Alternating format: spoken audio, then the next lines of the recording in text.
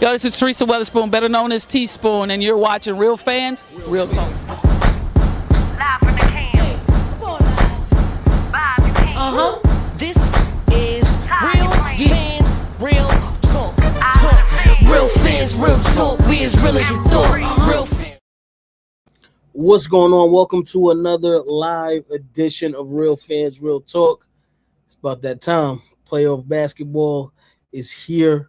We had the WNBA draft going down. Shout out to the ladies. It's a couple other stories that we're going to get into in just a minute. But first, let me introduce my co-host, my brother, Eric Sanchez, a.k.a. Legend in Two Games. What's going on, man? What's really good, bro? Listen, NBA playoffs. I know they officially start Saturday, but we got the playing games tonight, so that's the kind of the start of that. Major League Baseball going on, a lot of boxing. So we got so much to get into right now, Trip. And it's heating up outside and it's heating up in the sports world. So I'm excited to get to tonight's show. Yes, sir. Let me throw these comments up on the stage. I guess we're going to start with the ladies. Shout out to Kyrie. The WNBA draft was yesterday. Just your overall thoughts on it. Is there any players in this draft who will be instant superstars? Well, first and foremost, once again, shout out to the ladies. I gotta say that. Congratulations to everyone that was drafted, especially Flau'jae. Shout out to Flau'jae. She went 8th in this draft, so I'm really excited for her. We big fans of Flau'jae. I'm excited. I'm ready for this next wave of talent. The Liberty, I like our additions. I also like the free agent signing that we had as well. But yeah, congrats to all of the ladies. Shout out to the ladies. Congrats to the ladies. And for this incoming class, timing is everything. This is a great opportunity because we know there's going to be a drastic increase in salary. We already see for Aussie Fug. Whereas in years past, I think Caitlin Clark 2 years ago was making $70,000 as the number one pick. Aussie's guaranteed $500,000. So great. What a time to be alive for the ladies. In terms of becoming a star, only time will tell. Now, I don't think this year's draft has the household names that we've had in years past. Obviously with Caitlin, with Angel, with Paige Buckers last year, and next year with Juju, the household name star power. But ultimately, they play on the court. So if we're going to say instant superstars, no, I'm going to say no, because I don't think there's anybody that was in this draft class that people are going to be super excited to watch play outside of the traditional basketball fans, is what I mean. Yeah, because I realistically, and again, shout out to all the ladies in this draft class. If we're talking about standout notoriety, it would just be Flau'jae. And again, part of that is attributed to the Angel Reese Caitlin Clark rivalry, because obviously they were teammates when they won the national championship. So she has that. Plus, obviously, we know Flau'jae is very big in the culture, as far as with her music and the people that she's around, being on the show from a child with Jermaine Dupri to doing songs with Lil Wayne, to obviously winning a national championship, and then now she becomes the 8th overall pick in this year's draft. But outside of Flau'jae, there's not really too many big names. I am excited. I mentioned Lauren Betts from UCLA a couple of weeks ago. She was in this draft class as well. I think she's going to be very good in the league. So I'm excited. But again, as far as just jumping out the window and straight superstar or star, that is going to be, we're going to have to wait to see. No, that's a fact. Like I said, there's some good players. I mean, Jaime Jaquez's sister, who had a great Final Four, was drafted. So there's some really good players. But in terms of, like I said, just use the term superstar, that means you got to already be kind of a household name. We don't have that in this year's draft class. And that's okay. Sometimes every draft class doesn't produce that. So there are some good players. They just won't be instant superstars. Exactly. All right, let me go to Squeezy says Rory McIlroy wins second straight Masters. What I'm sorry. Every time I hear the word legacy, I just gotta laugh. What does this do for his legacy? I mean, he's one of the greats already. This is just adding on to his resume. Does this push him ahead of Tiger or Jack Nicklaus? No. But it's another big addition. Anytime you win the Masters back to back, that's a big deal. But yeah, I don't know how much it changes his legacy. Maybe it moves him up in the all-time ranking, but again, it doesn't push him past the big two. Yeah, he won't be ahead of those guys, but he's at least in some conversation with them because only 4 guys have ever won back-to-back Masters, Rory being one. Jack and Tiger are 2 of the other guys, and Nick Faldo. So there's only 4 guys who have ever done it. So you're talking about a very elite class of golfer to be able to do that. Now Rory still has time. Again, do we think he passes Tiger or Jack? Maybe not. I mean, when you look at the amount of championships those guys and tournaments they've won, I mean, you're in a different stratosphere with those guys. But again, to win 2 in a row and to do something that only 3 other golfers have done, that's historic in itself. So in terms of legacy, this puts you in the conversation as one of the all-time greats. Top 10, top 15, depending on how you want to rank it. And depending on how the rest of the resume shapes out, maybe you do put yourself in the top 5 conversation. But being that you're one of only 4 guys to ever do it, I think this definitely puts you in that conversation of top 10, top 15 all time. Yeah, as I say, it's definitely a big deal. And he still has time to do more. So yeah. Shout out to Wes Wesley. Expectations for Eagles if AJ Brown leaves. I think they're still the favorites to win the division because they have other weapons there. You still have arguably the best running back in football with Saquon Barkley, who's not going to be coming off a year where everything pretty much offensively ran through him. So, I think that'll help him, boost what he does this season. They still have other receivers. They realistically they had 2 number 1 receivers. So I think they still are the favorites to win the division. More than likely, they still do win the division. Now, if you're telling me both of them is gone, AJ Brown and Jalen Hurts, then I might change my opinion then. But if just AJ leaves, I think they are still the favorites to win the division. And if Jalen Hurts were to leave and AJ Brown stayed, I still think they're the favorites to win the division. But I think I will put the stamp more on them still winning the division. They are the most complete team in that division. They are, I think, even with the struggles of Jalen Hurts, they're still one of the top 4 teams in all of the NFC. So the expectations would still be a playoff team that is contending for a Super Bowl. Now, the way I look at the AJ situation, and we've talked about it a couple of times, is this is a divided locker. There is no secret about it. We know where it's at right now. Some guys prefer Jalen Hurts. Some guys are riding with AJ in this one. If they choose Hurts over AJ Brown, this could be an addition by subtraction, similar to when Stephon Diggs left Buffalo. We knew Stephon Diggs still had a lot of game left, but that was starting to become a divided locker room, and they needed to hand the keys to Josh Allen for them to really see how good they could be. So this might be the same thing with the Eagles. They've been to 2 Super Bowls. They've had a lot of success with AJ and Jalen, but it might be time to just say, all right, it's Jalen Brown's team.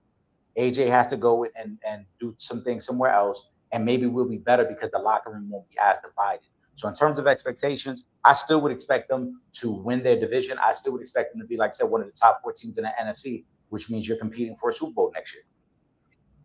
Yeah. Let's see. How much will Ruben Bain's 2024 careless driving incident impact his draft stock?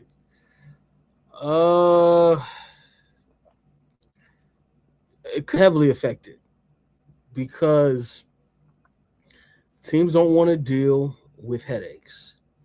And here you are, on the cusp of, one of the biggest nights of your life, if not the biggest night of your life. And you get into something like this.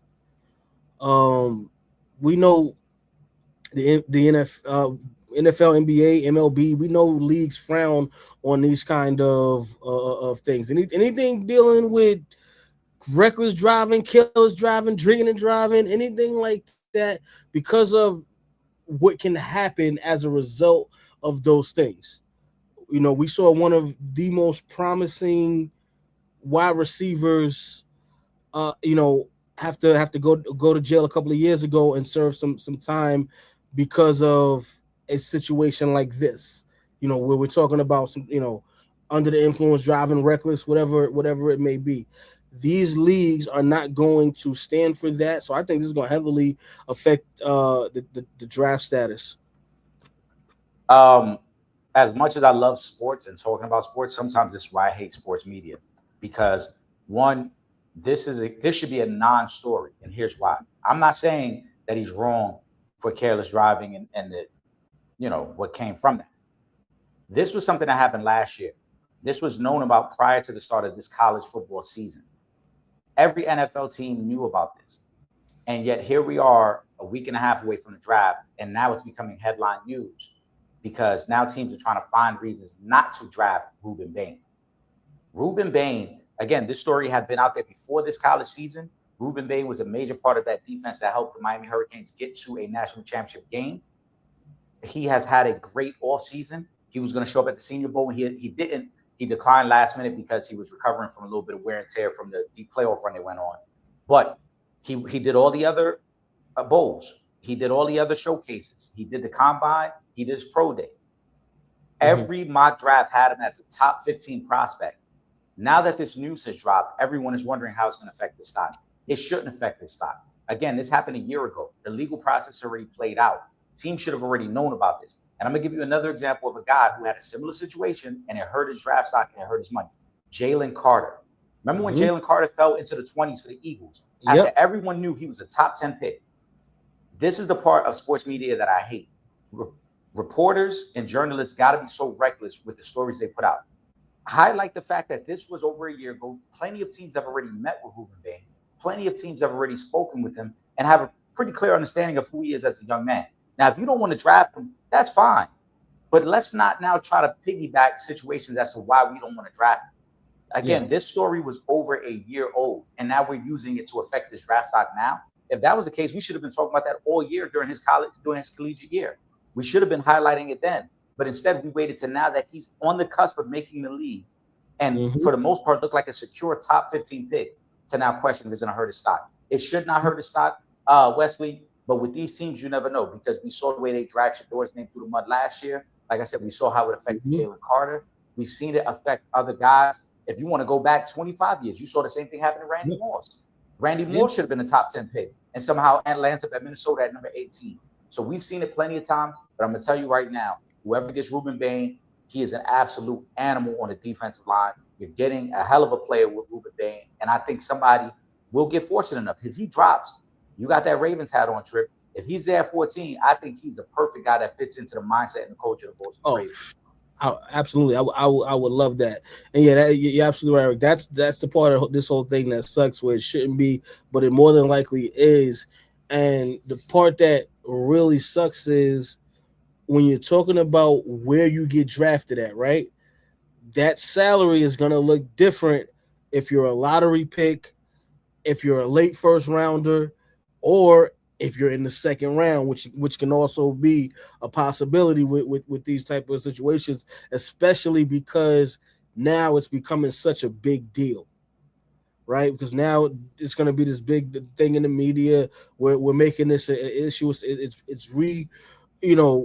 surfacing as a hot take storyline, and it really does suck. I hope it doesn't, what I'm saying, but I ain't gonna be mad if he did fall to the Ravens at 15. He might actually appreciate that a little bit. Yeah, listen, I think he's a great player.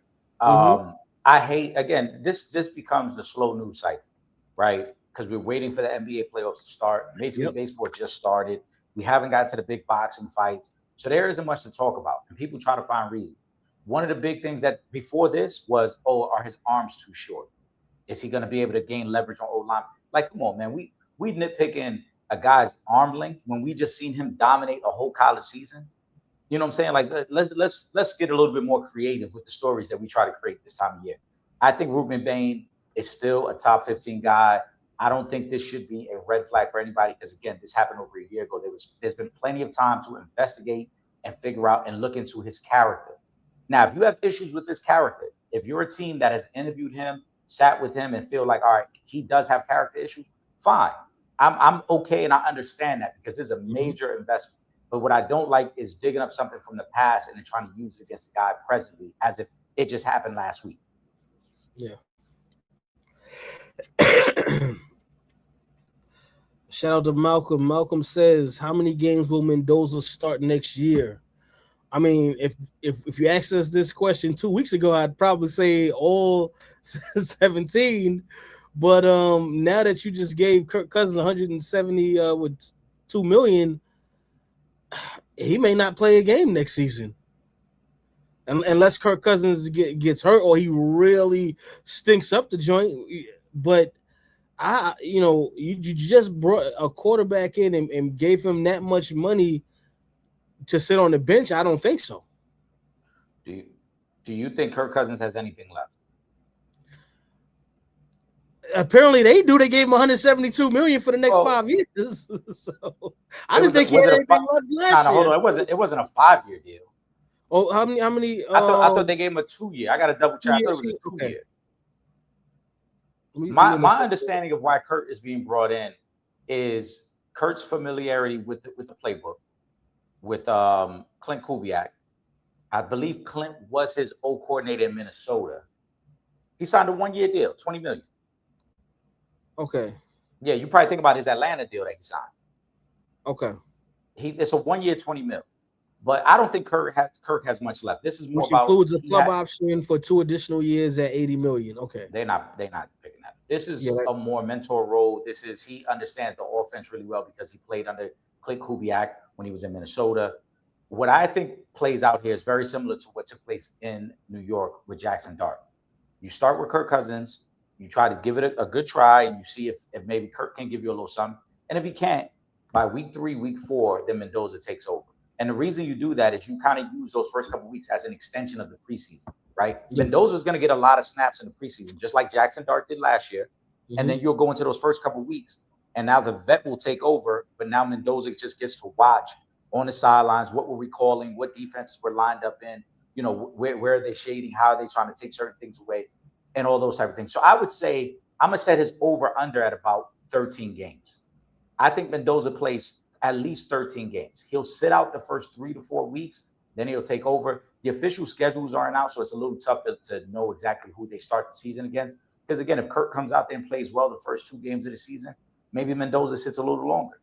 But I think ultimately their plan is to try to get Mendoza somewhere from 10 to 13 games this year, but give him an opportunity to ease into it, especially if Kirk comes out and, one of my favorite phrases, shit the bed. If he come out there and do that, then it makes it a lot easier to hand the keys to the rookie now, right? Because it's like, all right, hey, we try to win with the veteran and it didn't work, and there's no expectation, there's no pressure. We're not a playoff team. Mendoza comes in. But if you give him the keys from day one, there are expectations. He is looked at as the savior right away. And I think they're trying to stay away from that. Let me go to Malcolm says, is Jeremiah Love the best player in the draft? That's a tricky question because he might be the best player in the draft, but because the value of the running back has depreciated so much over the past decade, it's almost hard for me to actually give him the stamp as the best player in this draft, even though I think talent-wise he's the best player in this draft. But because the way the league, I feel like looks at running backs now is like they're a dime a dozen. It's a little tough. I think he's the best player right now, and he's the most pro ready right now. Mm-hmm. Because of some of the things you said too, because the running back position, right? There's far less responsibility, and depending on where he gets drafted, he might not be asked to be a blocking running back. It might truly be just come in there, run the ball, catch the ball out the backfield, and in long yardage situations when we need to block, we'll probably bring in the veteran. I think long term, the guy who has the potential to be the best player in this draft is either Sonny Styles or the cornerback out of Tennessee, McCoy. I think the cornerback out of Tennessee, McCoy, is a day one starter, a great corner, very versatile corner. And I view him similar to what Derek Stingley gave the Texans. Remember, Stingley missed his last year of college, and people wondered, was he ready? Was he good enough? Would his injuries be an issue? Since Stingley has come in, you see he's been a big-time part of that Texans defense and one of the elite cornerbacks in the game. I think McCoy from Tennessee could be that same type of corner. And then I think Sonny Styles, I don't know if the league has really seen a guy that versatile, that can run that fast, in coverage, rush the quarterback. There's been a lot of fast linebackers, but when you talk about playmaking linebackers, Sonny Styles, I think, is a one of one. So I think his ceiling is much higher than Jeremiah Love. We could be talking about Sonny Styles as the best linebacker in football, I think, in 2 years. If he lands in the right spot with the right coaching, he could be the best linebacker in football in about 3 years. Because like I said, he is so versatile. He can do everything. You can put him as a stand-up pass rusher. You can let him cover tight ends and running back. He's a guy who originally started his college career as a safety and then transitioned to linebacker. So it speaks to his versatility in open field and being able to cover. So I think Sonny Styles could be the best player in this draft long term. But day one, I agree. Jeremiah Love is probably the most complete and most ready guy right now. Squeezy says Doc Rivers has stepped down as the Bucs head coach. It was overdue. I mean, the writing was on the wall before he even joined it. That should have never even happened in the first place. Because if you remember, Eric, the team was actually doing well, and then they went and swapped out Doc Rivers. And I like Doc Rivers. I don't have him ranked high amongst coaches. But it's somebody that was in the area a lot, as a player, during his time with the Knicks. But it just I don't think that was the right spot for him from the jump. And now he stepped down. I think the Bucs they're going to try to do whatever they can to salvage the Giannis relationship, and whatever they can to hopefully try to keep him there. I think that's what we're gearing up for. Generally in this situation, it's probably, even though it's Doc Rivers stepped down, but it probably was one of those things where you was about to be out anyway, so we're gonna let you do it this way. You know what I'm saying? But yeah, I think that's what it is. The Bucs are looking to do everything they can to try and keep Giannis. And I think that's done. Yeah, I think the writing is on the wall. I think, honestly, Eric, and I don't know how you feel about this, but I think ultimately Giannis will end up in New York. I think that's the betting favorite right now. He ends up in New York. I think these playoffs will have a major impact on if Giannis does end up in New York. Mm-hmm. Early indications are that New York is his preferred destination. There have been some reporters that have already come out and said Giannis people have said he has no interest in going west. He prefers staying in New York. Mm-hmm. Some of that has to do with I believe his wife and his children spent a lot of the regular season in Greece. So him playing in New York, I think, would make it easier for his family to come back and forth, and vice versa, for him to go back and forth if necessary. Yes.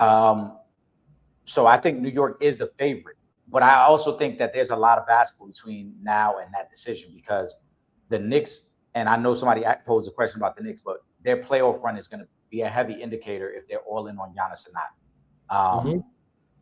In terms of Doc, though, in terms of the question, I've never viewed Doc as an elite level head coach. I think he's a good basketball mind. I've heard him speak basketball. He was part of broadcast booths. He's been part of pregame shows. So I think in terms of knowledge of basketball, it's a very high IQ. But I just don't think as a coach he translates well. And I relate that to really his limited success. I mean, this is a guy who's blown 3-1 leads pretty much at every destination that he's coached at, right? Whether it's the Clippers, whether it's the Magic, whether it's the Celtics, he's done it everywhere. And so I don't think that he's the guy fit for a team that's really trying to win a championship. And I know that sounds odd because he won one in Boston. But the more and more I hear about that Boston team, the more and more I think like they really won rooted in who their players were and the veterans on that team. KG, Pierce, Ray Allen. Those guys had just got to a point in their career where it was like, yo, we ready to take that next step, and they did it. But I don't think Doc is a great coach. I think the Milwaukee Bucks are in complete rebuild at this point, and they know that, and they know keeping Doc around makes no sense. He's a guy who only wants to be there, and I think he only took that job because, again, at the time, remember, Damian Lillard was part of that team. And at the time, they were one of the favorites to come out of the East. They were viewed as a team that could compete for a championship. So I don't think Doc has had any intention on being part of a rebuild. I think that the Bucks look at it the same way. It's better off to go with a younger coach and fresh blood and new ideas. And for Doc, I think this might be his last coaching job. I really do. Because if you take away the Celtics from his resume, it really hasn't been good everywhere else. Yeah. There's been some good seasons, but there's also been a lot of blown leads. There've been a lot of times where they were the favorite to win a series and they didn't win a series. And so I think that it's done for him, and it's all right. I think it's done for him, and I think the Bucks are going in a different direction. There's going to be one of many moves that they have to make moving forward to kind of rebuild themselves. Yep.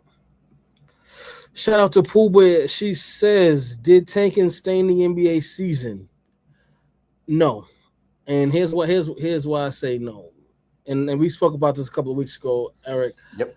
The only reason I don't feel like tanking stayed in the NBA season, like I just really feel like it was a little hot take maybe, but I just don't, because tanking in the NBA is not the same as tanking in the NFL, because it's not guaranteed that if you have the worst record, you automatically get the number one pick in the draft, and then everything goes, accordingly to the ranking. So that's why I don't feel like it really stayed in the NBA season.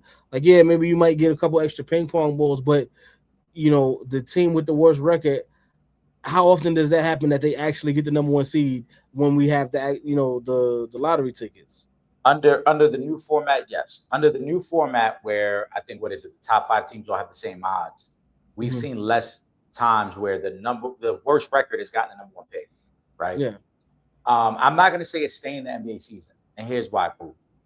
Because most of us as fans, we've come to start to shift our thinking and realize that the playoffs are what we're really gearing up for. As you mentioned, Trip, we've talked about tanking. We've also talked about the 82-game season just being a little too long, right? And especially now where the product is watered down. Let's call it what it is. The reason why I said a couple of weeks ago that I'm not big on the expansion talks, and I agree with some of the things that Tracy McGrady said, is because the major deficiency between good teams and bad teams, right? We had 2 teams this year win 60 games. We had 8 teams this year that lost 55 games. That's the first time in NBA history we had that many teams lose 55 games. So there is a major gap between the contenders and the tanking teams. And so do I think it stained it? No. Do I think the NBA season has gone on too long? Absolutely. We didn't need 82 games to know that the Jazz, the Wizards, the Nets were bad teams. I think we knew that right away. We didn't need 82 games of that, right? So I think that's the real issue with the NBA, especially now with the expansion coming in, that we already have bad teams, and now we're talking about adding 2 more teams that are probably going to be bad for the first 2 or 3 years as they rebuild. Do we want to see that? So it's not going to stain the NBA product, because the playoffs is really what it's about at this point for the NBA, and we all know that. We've seen it plenty of times between load management, between players taking a night off, periodically, between veteran teams not really caring about being a number 1 seed, right? We know, like Eastern Conference, prime example, the number 1 seed means a lot more to Detroit than it does to Boston, New York, and Cleveland, because those are veteran teams. They just want to get into the playoffs healthy. Detroit really wanted to be the number 1 seed. Same thing in the West. I don't think Denver ever concerned with themselves being the number 1 seed. They just wanted to make sure they were as healthy as possible come playoff time. So now this is when the product matters the most for the NBA. This is also the first time, and we're going to see how everyone reacts to this, but this is the first time that they've taken the first round games are no longer part of your local broadcast. All these games are on major networks now, whereas years past, the first round games, if you were in New York, you could still get Mike Breen and Clyde Frazier calling the Knicks game. You won't get that anymore. So we'll see how that affects the product in playoff time. But staining it, I think it's okay. I think we still love the NBA as is, and we're still going to tune in for the best teams as we always do. So we got next. Okay. Kyrie says, more likely to reach the finals, Thunder or Celtics? I'm going to have to go with the Celtics on this one. Just because Eric, there's an alien that landed in Texas by the name of Victor Wembanyama, and the way he and them Spurs then beat up on OKC this season, I think it's going to be a little bit tougher for them to make it than the Celtics. One, we don't know what we're going to get from Cade if when he, if he's going to be fully at 100% going into the playoffs. Um, the Knicks have been, so hit or miss this season. Whereas going into the season, I probably would have said, they're going to knock the Celtics off. Now I think it's back down to 50-50 at this point. And I think those are really the two teams that you have to worry about if you're Boston. So I just think, just because of the fact that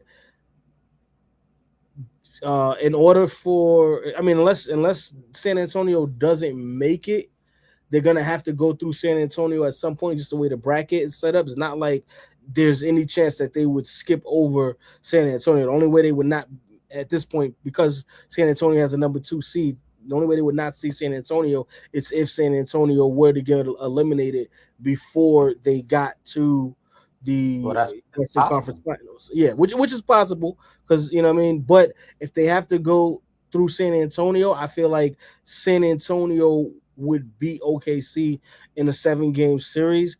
I don't think there's a clear-cut team in the Eastern Conference that can just beat the Boston Celtics. I think you said more likely to make it is, you said who, Boston? Yeah, Boston, I think, is more likely to reach the finals. I think it's the opposite. I think it's OKC. I think OKC is going to catch a major break because San Antonio and Denver are on the same side of the bracket.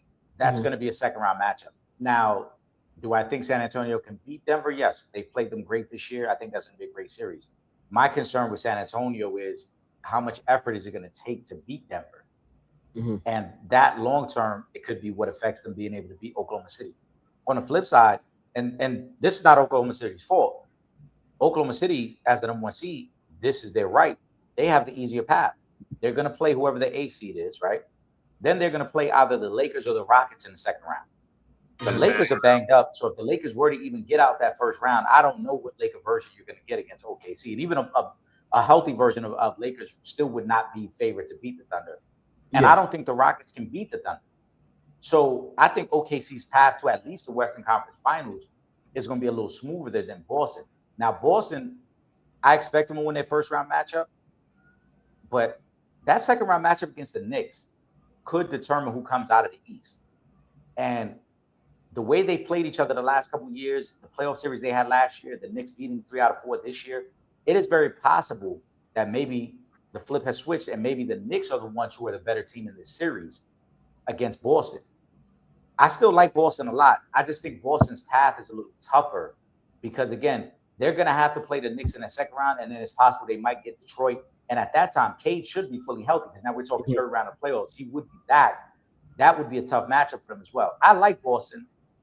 I've gone on record as saying I think Boston is the best team in the East, but I think their path to the finals is a little tougher. I think the Thunder get a major, major advantage. The fact that they only got to play one of San Antonio or Denver. They don't have to play them both.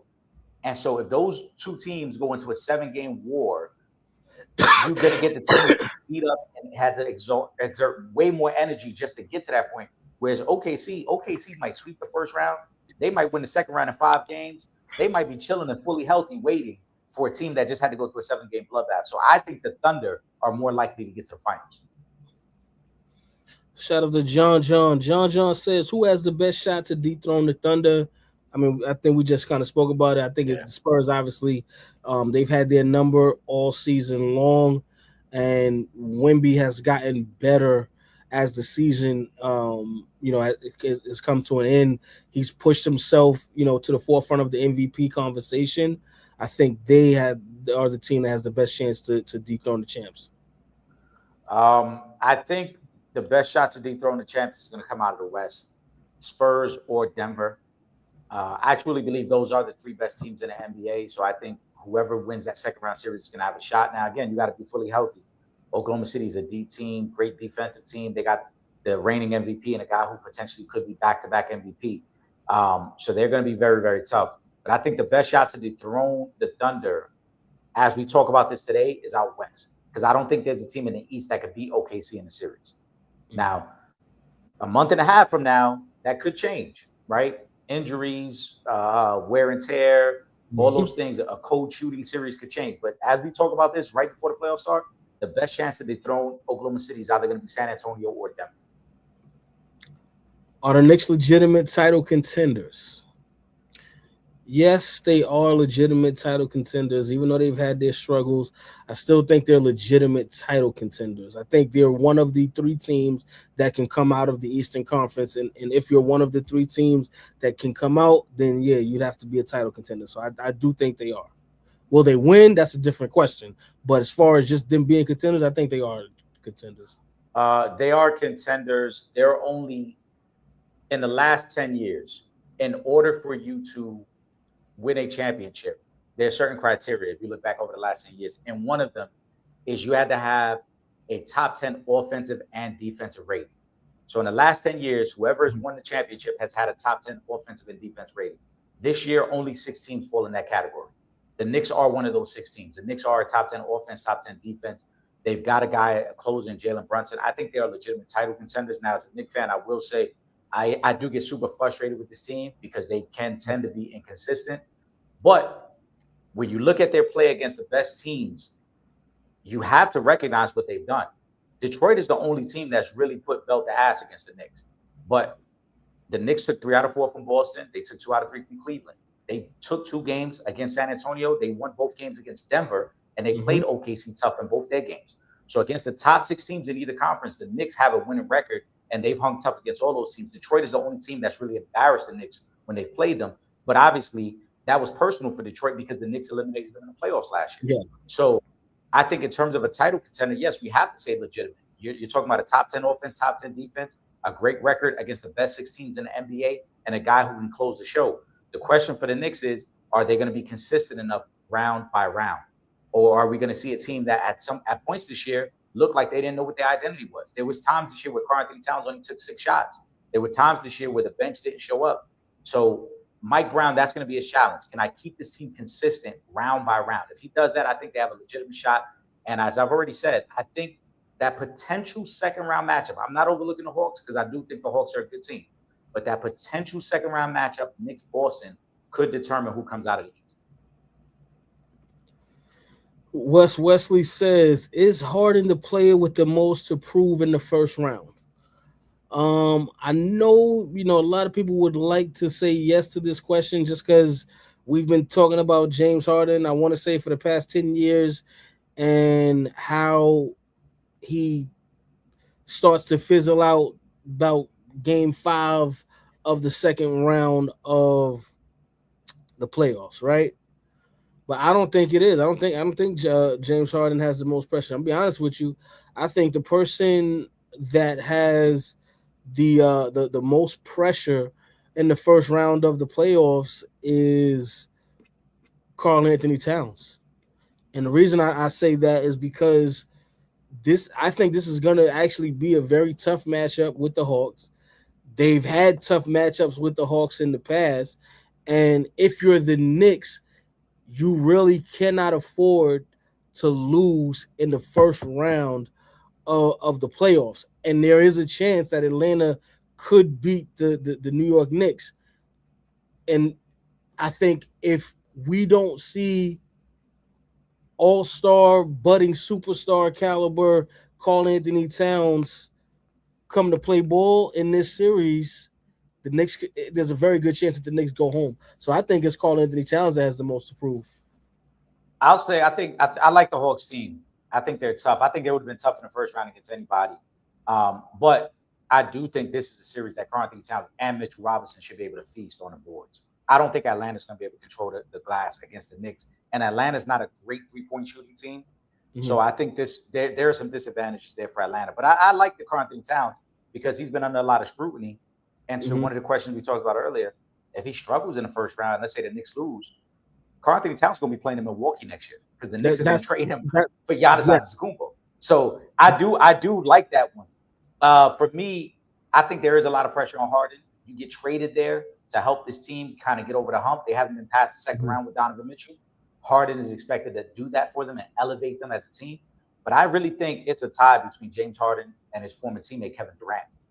If you're Kevin Durant, you went to Houston, who was a number 2 seed last year. They were the young, darling team that everybody said could be the next Oklahoma City Thunder. You were supposed to be the missing piece. The regular season has not gone great. You've dealt with some off-the-court issues with the burner account and the friction within that locker room. If you lose to this Laker team that's banged up the way they are, right? And remember, for his whole career, Kevin Durant has been chasing LeBron James, chasing him. Now you get an older version of Braun who doesn't have the help. And if you can't beat Braun now, I know. Shout out to the supporters. Y'all love to talk about legacy. I don't ever want to hear about Kevin Durant's legacy ever again if they lose this series. If they lose this series, for as talented as Kevin Durant is, there's no way you could ever talk to me about Kevin Durant being a top 25 player in the NBA when he could not beat a Laker team that was decimated by injury, that was literally missing their best player and their third best player. So to me, the pressure is on Kevin Durant to get Houston out of the first round of the playoffs. If he can't do that, we have to definitely look at Kevin Durant's career completely different because he has absolutely done nothing for his legacy since he's left Golden State.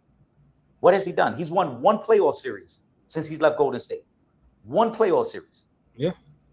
So there is nothing you can tell me. He went to Phoenix. It looked ugly in Phoenix. He was in Brooklyn. Aside from that 1 year that they won the one playoff game and then they lost to Milwaukee, he did nothing in Brooklyn. Yeah. Now you're in Houston. You went there. You're supposed to be the veteran, the missing piece. If you don't win in the first round, I think his legacy takes the biggest hit out of anybody in these playoffs. Let me ask you this, because one thing that we did speak about, Eric, at the beginning of the season was not even so much the effect of not having Fred VanVleet or a capable floor general, not even so much in the regular season, but in the playoffs. How big of an impact do you think that is going to have on this series with the Lakers being as decimated as they are? How much is that going to affect this series? It shouldn't. I'm being honest. It really shouldn't because the Lakers weren't a great defensive team even when they were healthy. Now, we talked about this, right? JJ implementing the zone helped them and it masked some things for them. But they weren't a great defensive team. If you're KD, you guys had all season to figure this out. You didn't make a trade at the deadline. You could have went and got a veteran at the deadline. You guys didn't do it. You liked what you had. You kept rolling the dice with it. So to me, they don't get the excuse of, oh, well, we didn't have Fred VanVleet. You didn't have him all season. Yeah. You got to figure this out right now. And I'm not going to give Kevin Durant the excuse of, oh, well, we were missing that guy. Because if you look at Denver this year, they played a lot of games without Jamal Murray and Aaron Gordon. Right? You look up and down, a lot of teams miss guys this year. The Knicks dealt with injuries early in the season. Denver dealt with injuries throughout the season. Minnesota's dealt with injuries throughout the season. So there are a lot of teams who didn't have their full roster and had to figure it out going into the playoffs. Yeah. Same thing with Houston. You didn't have Fred, cool, and they lost Steven Adams, cool. But you signed a lot of veteran depth in the offseason. You had enough time to figure this out with the young guards, with Thompson, with Reed Shepherd, to figure this out going into the playoffs. I don't want to hear any excuses from the Houston Rockets or Kevin Durant supporters. You lose this series, point blank period, we are looking at you completely different. LeBron right now, who's the second best player on the Lakers right now, Trip? Bronny. Can we? It might be. I'm being honest. Bronny might have to give. I'd probably say Ayton is the next best player now. That's what it's come to? I mean, I'm right? just, yeah. But no. But so imagine if the Rockets lose this game, you ain't have Fred VanVleet all season. So LeBron and Ayton, I ain't trying to hear that. I don't want to hear nothing. Don't even let this series go to. If this series go to 7, and I know. Yeah, this series better not go past 5. I know Will don't want to hear this because ain't no such thing as more victory. I would tip my hat to Braun if he could drag this series to 6 or 7 games. Yeah, I would tip my hat to Braun. Because at 41 years old, you're the best player on this. Who's out there with you? Marcus Smart, DeAndre Ayton, and Bronny. You know what I'm saying? Like, run it up. Luke Kennard. These are the guys you're coming into a playoff series with. And if you can drag Houston to 6 or 7 games, this is worse than that Cleveland team he took to play the Spurs in was 07. Way worse, because that was at least prime LeBron James. Yeah, word. That was Bron in his prime, the best player. And honestly, I take Big Z over DeAndre Ayton. Again, that was, but you're talking about, that was the team that Bron was the MVP of the league caliber of LeBron James. Yeah. This is 41-year-old. This is sciatica Bron. Yeah. This ain't. Yeah. There's no. This series has no business going to be on 5 games. Facts. Don't let the Lakers steal game 1. I want to see what people are going to say about KD and them if the Lakers go in there and steal game 1. We kind of got into this one, Pooh, but yeah, Pooh says, what does this series mean for KD's legacy? Kendrick Perkins says, if KD lets Bron Lakers win this series without Luka and Austin, it will hurt his legacy. It will. It will because it would be a first round exit. It's over. Yeah. It's over. Kevin Durant has won 1 series since he's left Golden State. When we talk about the big 3, let's say from this last 15 years, right? LeBron, Steph, and Kevin Durant. If you go in and lose in the first round to this Lakers team against 41-year-old LeBron as the best player, with them missing their first and their third best player, it's definitely going to have an effect on your legacy. It's going to be a rough morning if you go home. Yeah, I don't want to hear it. Squeezy says WrestleMania 42 2-night event begins on Saturday. Yes, it does. I'm not going to be in the building. I have been to a WrestleMania. I'm not going to be in the building for this one, but I will be watching it.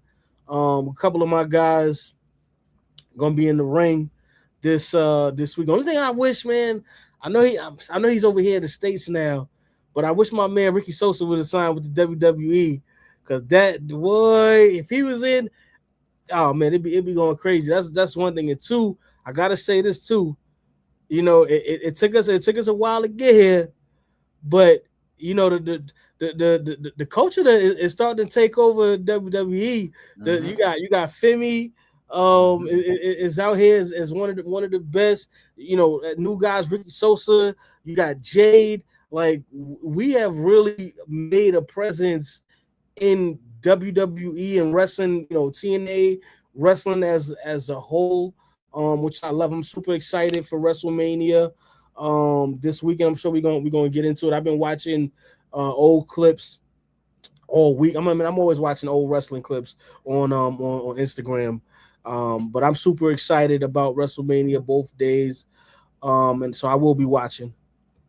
Shout out to WrestleMania, man. I remember as a kid growing up, there used to be 4 major pay-per-views, right? You used to have your WrestleMania, your SummerSlam, Survivor Series, and Royal Rumble. Yeah. And then, you know what I'm saying, right? And then it started to expand, and you started having King of the Ring, right? And In the House and all these other pay-per-views. Mm-hmm. And I remember at a point right after the Attitude Era where I wondered, because I was a big wrestling fan, I wondered, like, I wonder if the product's going to get watered down, because then they got to a point where they started doing a pay-per-view every month. Mm-hmm. And so it started to feel like, man, I don't know if they could sustain that momentum, because that's a lot every month to ask people to buy into this and creating new storylines just for a pay-per-view. And now to see that the WWE has gotten so popular, not just the deal with Netflix, and prior to that, all the different deals they've had, but now that you have major pay-per-views as 2 night events, it's crazy. You know what type of commitment you're asking from your fans? Bro. Imagine going to 2 nights of a pay-per-view. That's what I'm saying. Like, imagine, as we're talking sports, right? Imagine if the Super Bowl was a 2-day event and you got actually people to pay for the Super Bowl twice. Yeah. That's what WrestleMania is. It is the Super Bowl of wrestling, and they're getting fans to buy in at a level where they're buying tickets twice. They're buying the pay-per-view twice. That's crazy, yeah. So, shout out to them. And like you said, and the way that the culture not only has embraced, but then started now to take over sports entertainment. So shout out to them, man. I love that. Yep, absolutely undeniable. Super excited.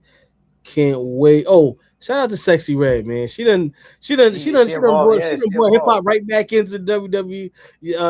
Her and Shawn Michaels.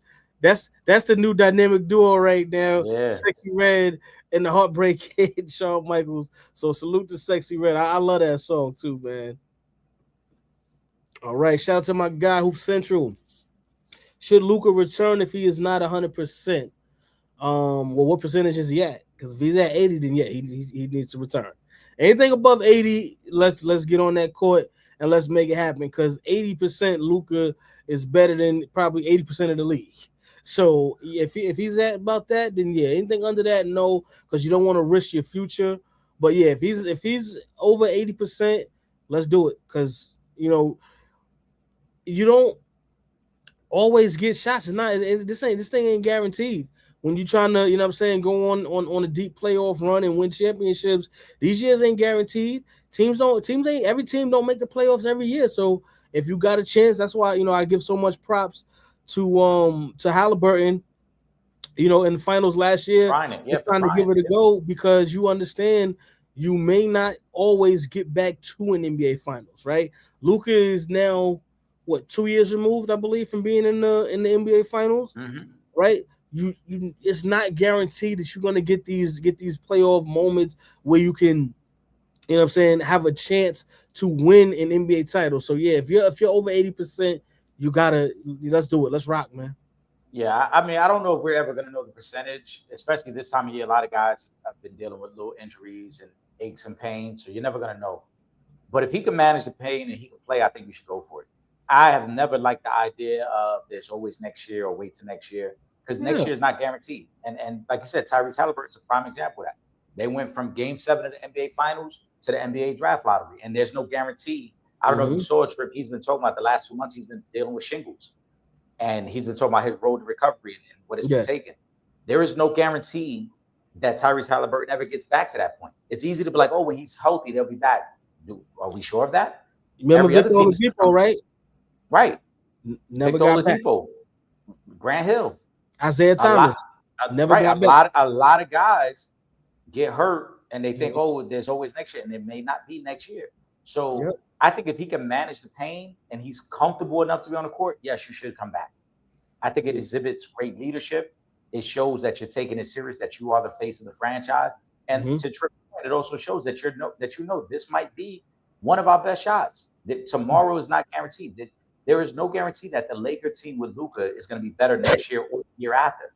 So this might be an opportunity where your team gets hot and you could be the engine to do that. And we all know we've seen Luka do it in the playoffs. Like Tripp said, let's not pretend that we didn't see him lead a team to the finals 2 years ago. We know Luka can take over a series when he's on the court. So if he can manage that pain and he's comfortable, I say come back. Yep. Shout out to Will Gordon. What it do? Will said, glad y'all on air tonight. Need the levity right now. Let's talk some ish. I was gonna save it for the end of the show. Shout out to my brother Will Gordon, man. He gonna take a little break from the lives. He got some stuff he gotta take care of, but he already know we rocking with him no matter what. We're gonna shout out his name every episode. And for the next couple of weeks, you won't see Will on the live, but that don't mean he won't be on the live. He might be in the comment section like that, and he already know once he get everything situated, he back. Hoops Hype says, guessing the playing games will be going on before the show is over. But who y'all like in today's games? Well, I want the Hornets because the Pistons want them bad, but something tells me the Heat will win. And who y'all got in tomorrow's games? And Curry is on a minutes restriction. They don't want to win, so they can keep their top 10 pick.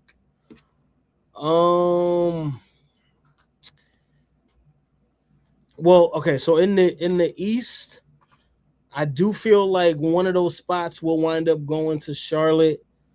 I think there's a good chance that Miami does get that second spot.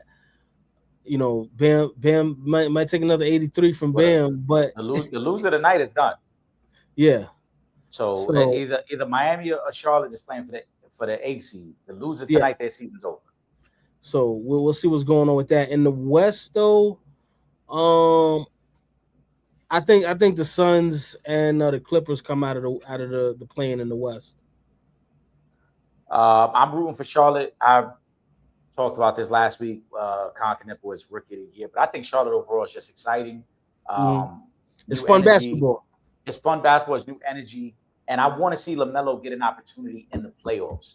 Because I'm real big on young guys getting that opportunity in the playoffs to see what that energy is like. because I think that when young guys get that, their game completely changed. I think Anthony Edwards has been a completely different player since his first time in the playoffs, and kind of seeing what that energy is like. So I What's want the that. chance they upset Detroit? Listen, I'm gonna tell you like this. Because Cade might, we know what's going on with Cade. So I'm gonna tell you like this. Charlotte has broken all types of records this year shooting a 3-ball. If they're gonna shoot the 3-ball like that in the playoffs, they have a legitimate chance to beat Detroit. Detroit is a terrible 3-point shooting team, and they also don't defend the 3-ball well. And like you said, with a limited Cade, I could see them taking advantage of Detroit. And you also got to remember, when you come back from collapsed lung, it's very tough to get your conditioning back, which is what Cade is dealing with. And to have to defend this Charlotte team that is very up-tempo with LaMelo coming off a lot of screens and a lot of downhill basketball, it could be a challenge the first couple games for Cade to just have to be out there and maintain that pace with them. So I think that becomes a very dangerous series for Detroit if they got to play Charlotte. And hoops, like I said, I know they had their little run-in. They want to see each other. The other night, LaMelo was going crazy on them, knocking out threes and talking wild crazy to them. So that would be a very entertaining series. But I like Charlotte to get in. Who was the other one? I said in the West, I said Phoenix and the Clippers. So I would like to see, tomorrow Orlando and 76ers are playing for the 7th seed. I would like to see the Sixers get, even without Embiid. I want to see Maxey, Edgecombe, and PG-13 has been playing some good ball lately. I don't think they could beat Boston, but I just think it'd be more entertaining. Orlando is terrible. I don't like Orlando at all. They're terrible basketball to watch. And then in the West, Golden State is still tanking. That's why they're putting their guys on administration. They have no interest in making the playoffs. Yeah, that's why I didn't even mention. So I think Clippers got a chance to come in. Clippers will play the loser tonight between Phoenix and Portland. Phoenix has been playing well. I don't mind them getting in. I wouldn't mind Portland getting in either. I think we got to give a lot of respect to Portland. And I was going to save this for my live as well, but we got to give a lot of respect where they were at the beginning of the season with Chauncey Billups, him having to step away from the team and all the distractions. Drew Holiday has done a great job as a leader there. And the young guys have played well. So that even, Tiago Splitter, who stepped in as a head coach, Drew Holiday, Danny Avdia, all those guys that have really kind of stepped up in that role and at least given them an opportunity to maybe make the playoffs. I would be excited for them too. But I think for the most part, we probably all want to see Kawhi and the Clippers. It's crazy you mentioned Tiago Splitter. Every time I hear that name, the only thing that comes to mind is LeBron dunking on him. Yeah. Yeah, that was a crazy one. Kyrie says Timberwolves have been to back-to-back Western Conference Finals. How far you got them going? Ant-Man last time put out the Nuggets too. I don't think they make it to the Western Conference Finals. Yeah. I don't. I think their journey stops in the second round. So you think I they would beat love. Denver though? Can they beat Denver? You saying? Because you said their journey stops in the second round. Yeah. They got Denver in the first round. Oh, then they may not even make it out the first round. Then I don't know. I don't know. It's not enough. They don't have enough there. Like, I'm sorry. I just don't think that Minnesota has enough to win a championship. I don't think they're legitimate title contenders. And yeah, trying to go through Denver in the first, as hot as they are right now, they hot as fish grease right now. I don't know. Yeah. But they're not about to say, didn't Denver run off like 11-10 straight? I'm 11, if I'm not mistaken, straight. 12. They won 12 straight. Yeah. Yeah, they hot as fish grease right now. I don't know. This is a very tough matchup, and it sucks for both of them because these are both two teams that if they just get momentum, they could potentially go on a run. But I am leaning towards Denver. I think Denver once they get back. Remember a couple years ago when they were defending champs, Minnesota bumped them in the second round, and that was a 7-game series. Minnesota's given them a lot of trouble the last 2 years, but I just think Joker and them are a better overall team this time. I think they're peaking at the right time. And on the flip side, as great as Ant has been, the real issue with them has been their supporting cast. It's been who's going to be the secondary guy to step up. Julius Randle, when we talked about inconsistent, Julius Randle is the epitome of inconsistent. Nas Reed last year really faded in the playoffs. He did not play well. And so that's going to be the struggle. Can they get the second and third guys? Well, I think Denver knows who they are. It's Joker, it's Murray, it's Aaron Gordon. They know who they are. And now they got the bench, right? They got Hardaway Jr. They got Bruce Brown. So they got the shooting now. I think Denver beats them, and the Timberwolves season ends in the first round. Yeah. Shout out to Imani. She says, "Will tonight be LaMelo Ball's breakout moment?" Yes. I believe that it will be. I think he's gonna have one of those nights tonight. They're actually already up 26-18 right now. I think Melo got like 9 or 10 points on the night. But yeah, I think Eric, you're gonna get your wish. And they're gonna wind up in the playoffs, and we're gonna get a hell of a series between them and the Pistons. Yeah, I don't think it's going to be his breakout moment. I think his breakout moment, Monty, is going to come in the playoffs. That's going to be the moment that I think everybody's going to take notice and like, yo, LaMelo, he's arrived. I think tonight is a good moment. Again, they're gonna have to win 2 playing games to get in. I expect them to do that because I like this team and I think they're really good. But I think when they get into the playoffs, we're going to be talking about LaMelo differently because he's going to bring that energy and that excitement to a first-round series. And as I said, Cade and them guys, they're gonna have to be ready because I think this Charlotte team is really, really good. They're not good enough to be a title contender, but I think they're good enough where they could put a scare into any team in the series. This might be what's the year Golden State was the 8th seed and they beat was it Dallas they beat that year? We believe. Yeah. This might be like that. With Steven Jackson, Baron Davis was on that team. Baron Davis was on that team, yes. I think Matt Barnes was on that team, Matt Barnes, yep. The We Believe Warriors.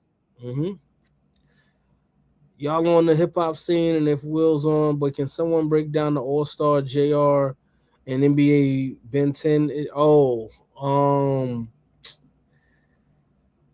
So that was a situation with Junior. Jay Prince Jr. I heard about it. Jay Prince Jr. And I don't really want to go in too much on it because it was a bunch of bull. And I believe the kid is like paralyzed now or something like that. The one who actually got shot. But yeah, it was ignorance. That's my thoughts on it. Ignorance. I was just about to say I heard about it, but I'm not going to promote the ignorance and really talk on it. There's been a lot of drama and a lot of bullshit surrounding Jay Prince Jr. the last couple of years, and I don't feel like putting energy into that. Yeah. Kyrie says thoughts on the new Usher / Chris Brown tour coming up. I wondered did Brandy and Monica tour inspire this? It's possible that it could have been an inspiration for this tour, but I mean, listen. Either way you look at it, don't let your lady go to this concert. Sorry, I'm gonna say this right now. You're a damn fool if you let your wife or your girlfriend go to a Chris Brown and Usher concert. You shouldn't be letting them go to these two as individuals. It depends where their seats at, though, Trip. No, I don't care where they at, Eric. No. What if your lady shows you tickets and they up in the nosebleed? I don't care because my lady's gonna be fine and she might, ease on down the road. No. They're not going to either one of these. If they were separate, you're not going. Together, you damn sure not going. It's off limits. I'm sorry. I got to put my foot down, and I got to stand on business, Eric. I'm sorry. Listen, I would be all right with my lady going, but like I said, I need to see where them tickets at. You're not going to be by the stage acting a damn fool trying to get pulled on stage. You know what I'm saying? We're not going to let that. But in terms of this, I think it's amazing. These are two great performers that we kind of question, should they even do a versus together? And that might have been the inspiration. This is going to be the versus right here. This concert. Right. That's what I'm saying. That might have been the motivation for the tour. Like everybody wants to see us on versus. Well, let's monetize it and just take this on the road. You know what I'm saying? So maybe Brandy and Monica played a part in that too and seeing the success they have from their tour. But I do think that all the debate about a versus and who would win kind of brought these two great entertainers together. I think it's great for the culture. They're going to do crazy numbers, bro. You're talking about a fan base that spans 30 plus years, right? Usher's first song, My Way, came out almost 30 years ago. You know what I'm saying? So you're talking about a fan base that's been with Usher all that time. Chris Brown has been on the scene 20 years. So you're talking about longevity, the hits, just classic performers, classic singers, and you're going to get a wide range of women that's going to be there too. Yeah. You know what I'm saying? So fellas, if you single, put your pride to the side. You might want to just get a ticket and just wander around the building because there's going to be a lot of there's going to be a lot of beautiful women. Like I said, it's going to be a range of women. No, it's true because I remember I had went this years ago when I was still in college. I went to a Ludacris concert at the Hammerstein Ballroom. It was Ludacris. It was David Banner. Shout out to David Banner, great performer, and a couple other cats that performed that night. But I remember just being on the line and thinking, it's a lot of beautiful women here, and they all can't go home with Luda. Yep. Which means that there's going to be some leftovers. So if you are single, you might want to, don't cheat yourself, King. Treat yourself. You might want to go to this concert and get the leftovers that couldn't make it in the van or with the entourage or the road manager or the water boy, whatever. It's going to be leftovers. You might want to get yours. So, do the right thing with your money. I know you got all the acting stuff, where you could, all of the gambling apps. Put your money into this concert. It might pay off. Right. Will says MVP SGA will probably get it, but I hate it. Joker should be MVP this year and should have been MVP last year. Voter fatigue is real. NBA doesn't want the most unmarketable star ever winning again. Well, I think Shea deserved the MVP last year, so that part, I'm not with. I don't think it's a guaranteed thing that Shea gets the MVP this year. I think this MVP race is really coming down to the wire with Wemby, Jokic, and Shea. I don't think it's a clear-cut thing. It's going to be a close race. It is those three guys. Just looking at Joker's numbers, he should be the MVP. You're talking about a guy who averaged a triple-double and shot 56% from the field. He's the first guy in NBA history to lead the league in rebounds and assists. And again, we're talking about probably the most unathletic guy in the league doing these things. Yeah. I think last year, Will, that you have a point. I think a little bit was voter fatigue. I also think a little bit was the fact that Denver had got bumped early in the playoffs back-to-back years. And I think that threw a major chink in the MVP armor for Joker. Because I think some of the voters looked at it and said, how are we voting this guy's the MVP? And this team ain't even playing in the conference finals, let alone the finals. Right? That changes some things for you. Especially, and again, they weren't the number one seed either. So it's like you're not the best record in the West.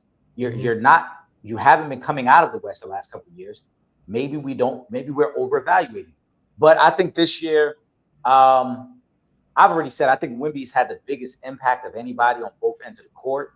Yeah. I don't know if Wemby's going to get it. I've heard a great argument for Wemby. I've heard great arguments against Wemby because when you look at his minutes, he's played 400 less minutes than Shea and Joker. He just made the threshold of games played, and that's only because they counted the NBA Cup game to allow. So if not, he wouldn't even been at the threshold in terms of minutes. Games played.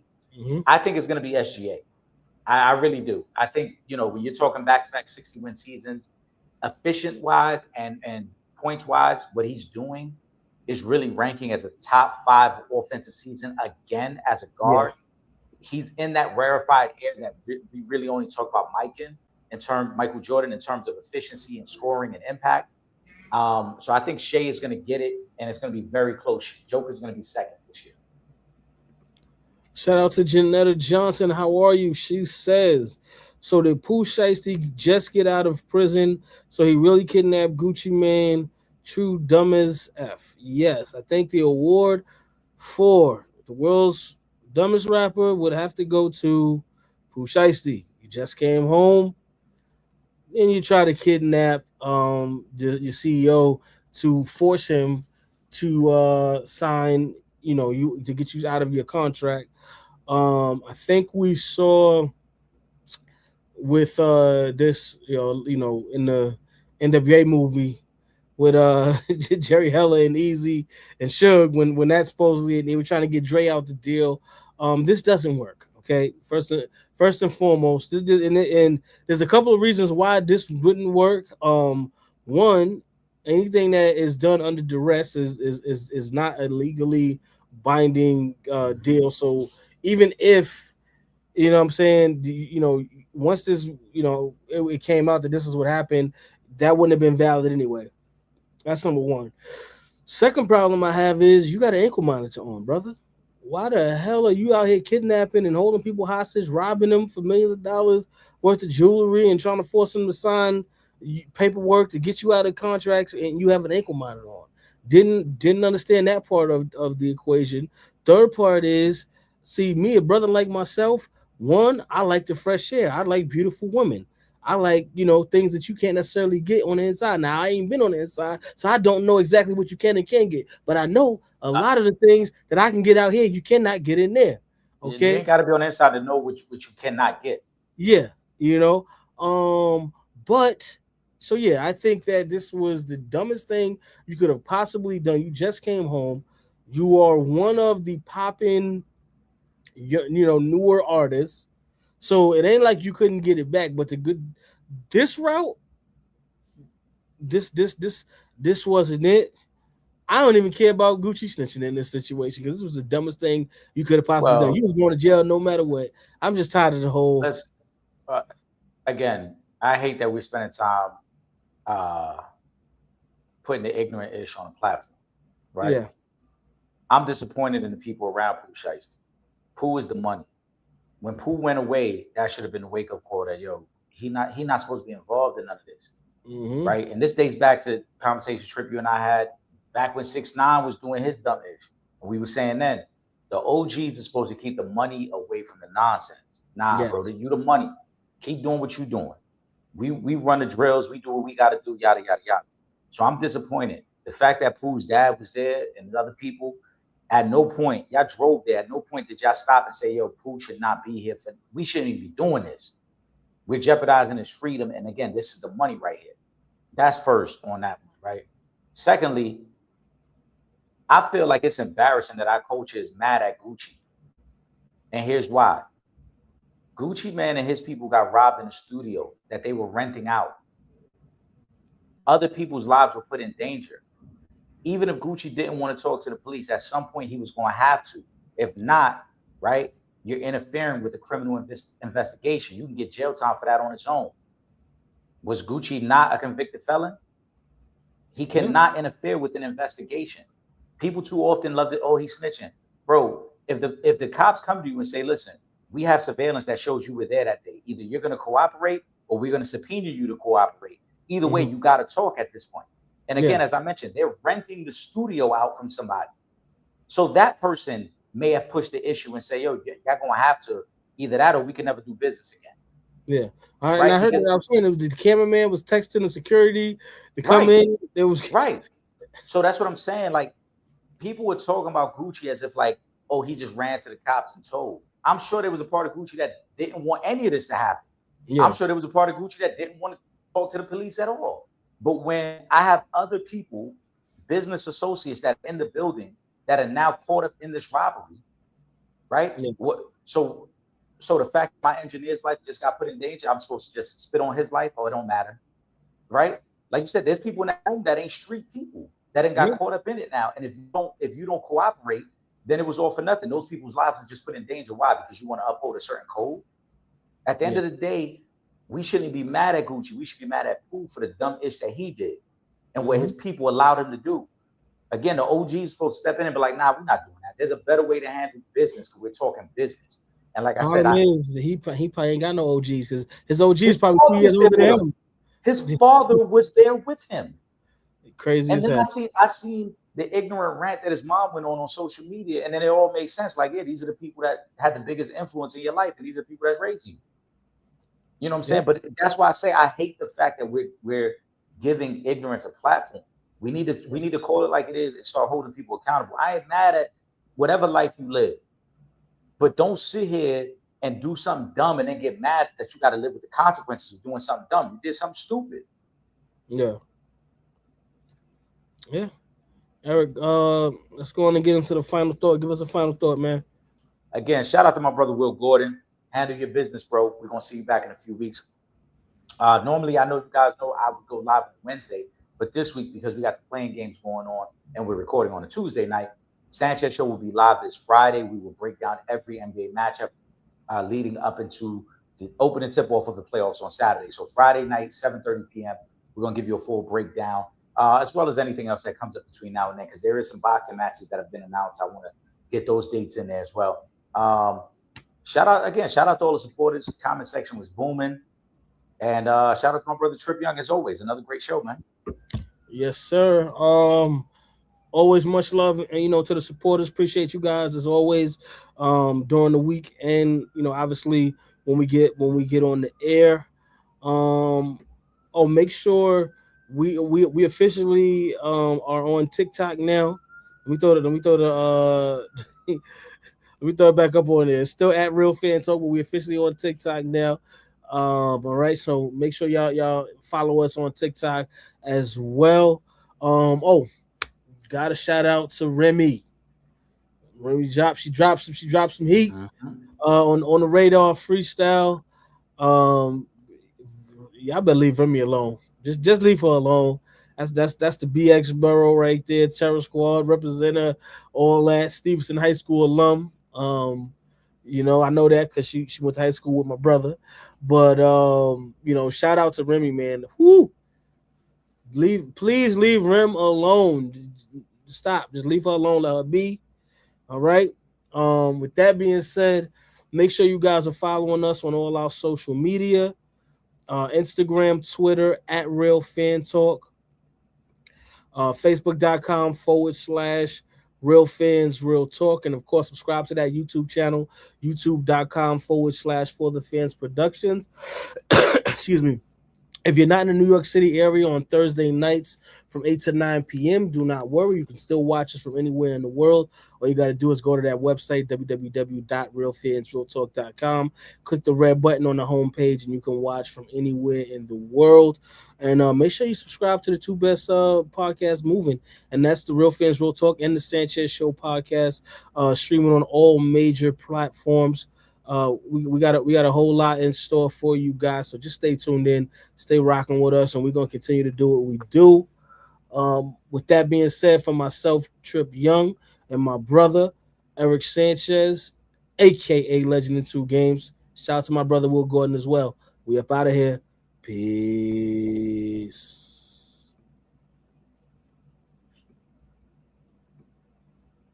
This is Deion Grant from the New York Giants, Super Bowl champ, and you're watching Real Fans Real Talk. Live from the can. Vibe the can.